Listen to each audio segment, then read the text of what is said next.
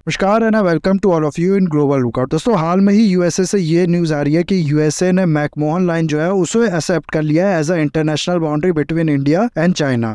इसका मतलब क्या है वो तो मैं आप लोग को आगे बताऊंगा। इसके अलावा दरअसल क्या है ना कि जो इंडियन सब कॉन्टिनेंट है उसमें कई ऐसे इंपॉर्टेंट लाइन्स हैं जो दो कंट्रीज के बीच में जो बाउंड्री है उसको डिसाइड करती हैं।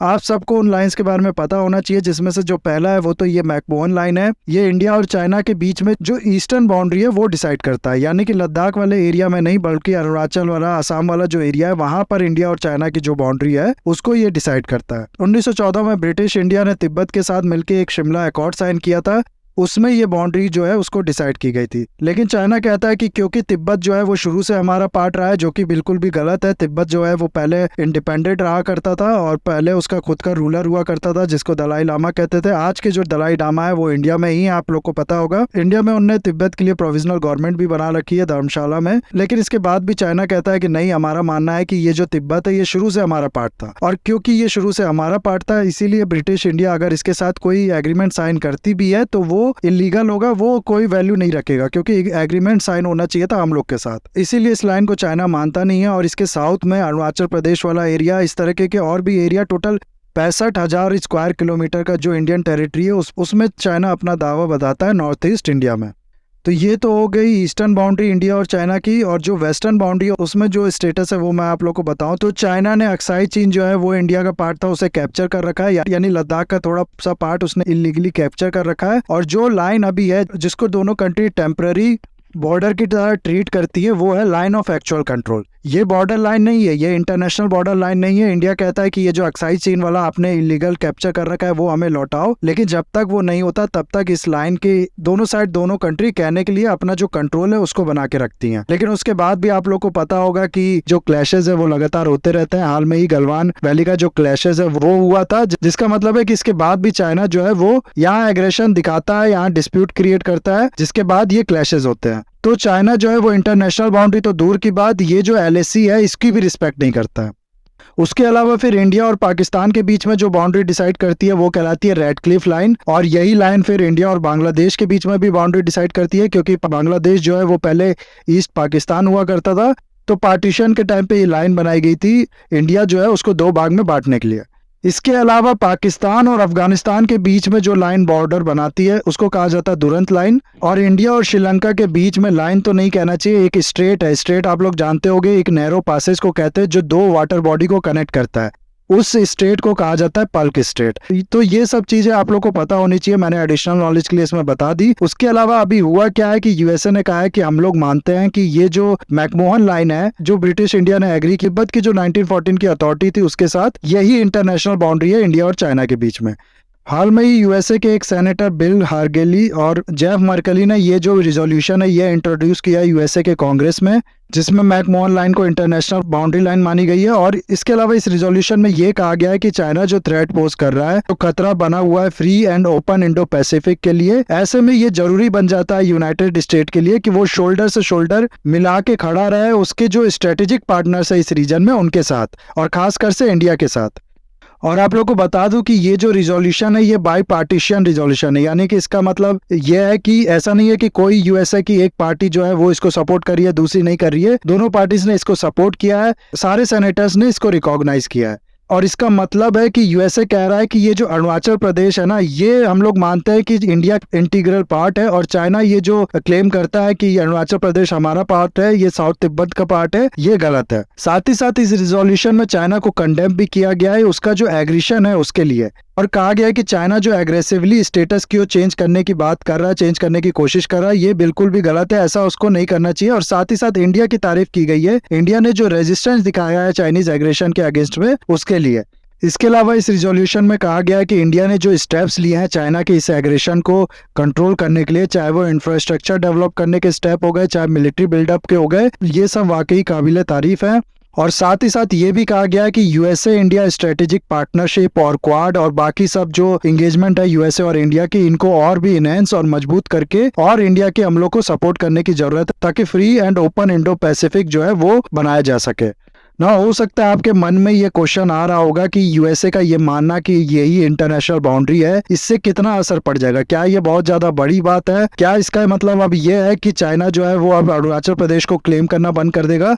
देखो ऐसा कुछ भी नहीं है। दरअसल होता क्या है ना कि हर चीज डिपेंड करती है रिकॉग्निशन पे। सही गलत कुछ भी नहीं होता, जो रियलिटी में मैटर करता है वो ये कि ज्यादातर लोग जो चीज मानते हैं वो हमेशा सही होता है। यही चीज है इसमें भी। कहने के लिए तो अफगानिस्तान में भी तालिबान इस समय पावर में है, तालिबान की गवर्नमेंट है, लेकिन अभी किसी ने उसको रिकॉग्निशन दिया नहीं है, इसीलिए उसको रियल गवर्नमेंट माना नहीं जाता। कहीं पर यूएन वगैरह में कहीं पर उसकी रिप्रेजेंटेशन नहीं है। रशिया यूक्रेन वॉर का अगर एग्जांपल आप लोग देखो तो सारी जो वेस्टर्न कंट्रीज है वो कहती हैं इसे रशिया का इन्वेजन यूक्रेन पे, लेकिन इंडिया ने अभी तक इसको रशिया का इन्वेजन नहीं कहा है। इंडिया कहता है रशिया यूक्रेन क्राइसिस या फिर रशिया यूक्रेन वॉर, लेकिन इन्वेजन वर्ड का यूज नहीं करता इंडिया, क्योंकि रशिया से रिलेशन अच्छे हैं इंडिया के। और इन्वेजन वर्ड का मतलब है कि सिर्फ एक ही पार्टी को आप दोषी बना रहे हो किसी वॉर में। तो बात होती है रिकॉग्निशन की, कौन सी कंट्री किसको कितना रिकॉग्नाइज करती है। अगर ज्यादातर कंट्री कल को ये रिकॉग्नाइज कर देती है कि अरुणाचल प्रदेश वाला जो एरिया है ये इंडिया का एरिया है, तो कल को चाइना का ये क्लेम या फिर चाइना कल को कुछ एग्रेशन यहाँ पर करता है तो उसको सारी कंट्री जिनने एग्री किया अरुणाचल प्रदेश इंडिया का पार्ट है वो इलीगल कहेंगी।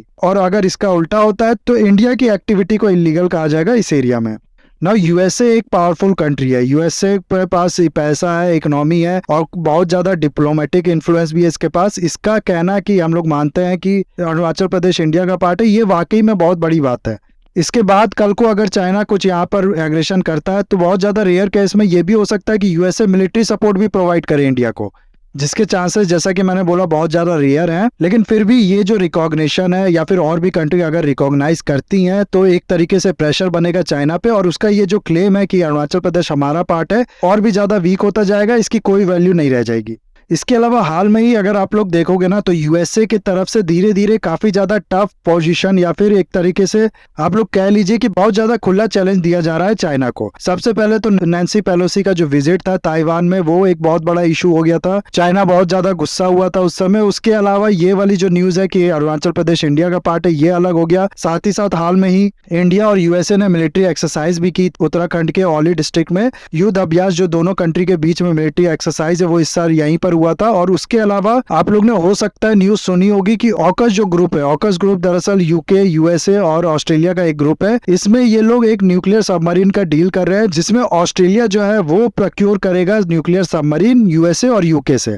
टोटल अराउंड 400 बिलियन से थोड़ा सा कम का ये जो डील है वो है। ये दोनों कंट्रीज यूएसए और यूके इतने डॉलर में ऑस्ट्रेलिया को 8 न्यूक्लियर पावर सबमरीन जो है वो देंगी। और ये जो चाइना का असर्टिवनेस है साउथ चाइना सी में हो गया या फिर पूरे इंडो पैसिफिक रीजन में हो गया, इसको देखते हुए ये डिसीजन लिया गया है ऑस्ट्रेलिया की तरफ से। और चाइना भी इसको यही समझता है कि हमें अपोज करने के लिए या फिर हमें डराने के लिए ये जो डील है ये की जा रही है, इसीलिए ये जो मुद्दा है वो चाइना हर जगह उठाता है। हाल में ही इंटरनेशनल एटॉमिक एनर्जी एजेंसी में भी चाइना ने ये इसके अगेंस्ट में एक रिजोल्यूशन पास किया था कि देखो ये जो डील है ये न्यूक्लियर प्रोलिफरेशन ट्रीटी जो है उसके अगेंस्ट में है, उसको वायलेट करती है। लेकिन इंडिया की स्मार्ट डिप्लोमेसी की वजह से ऐसा कहा जाता है कि चाइना ने ये जो रिजोल्यूशन है इसको वापस ले लिया था, क्योंकि उसको समझ में आ गया था कि ये जो रिजोल्यूशन है ये पिटने वाला है, कोई ज्यादा इस पे चाइना को सपोर्ट करेगा नहीं और अगर वो आगे इस रिजोल्यूशन के साथ बढ़ता है तो उसकी बेइज्जती ही होगी। तो इंडिया ने प्रोटेक्ट कर लिया था इस डील को IAEA में, और इसकी काफी ज्यादा तारीफ हुई थी ऑस्ट्रेलिया की तरफ से, यूएसए की तरफ से, बाकी तरफ से। तो ये एक तरीके से तो ये किया भी इसीलिए जा रहा है कि चाइना को काउंटर करने के लिए, और इसीलिए चाइना जो है इसके बहुत ज्यादा खिलाफ रहता है। इसको कहता है कि ये जो डील है ये इंटरनेशनल कम्युनिटी के जो कंसर्न है उसको वायलेट करती है, और साथ ही साथ जो रिस्क डेवलपमेंट है इसकी वजह से एक नई आर्मनेस, एक नया न्यूक्लियर प्रोलिफरेशन जो है उसको बढ़ावा मिलता है इस रीजन में इस डील की वजह से। तो जैसा कि मैंने आप लोग को बोला कि भले ही ये जो डील है ये चाइना को काउंटर करने के लिए ही किया जा रहा है, लेकिन ये जो बात है चाइना की कि ये न्यूक्लियर आर्म रेस को बढ़ा रही है इस रीजन में, ये भी बहुत हद तक बात सही है। और सिर्फ चाइना ही नहीं, बाकी जब एक्सपर्ट जो है वो भी इसके खिलाफ जो कंसर्न है वो जताते हैं। तो यही सब स्टेप हैं यूएसए के जिसके दम पे ये कहा जा सकता है कि धीरे धीरे यूएसए जो है वो थोड़ा अग्रेसिव होता जा रहा है चाइना की ओर। अब इस समय यूएसए के जो प्रेसिडेंट है वो है जो बाइडन, और इससे पहले जो यूएसए के प्रेसिडेंट थे वो थे ट्रंप।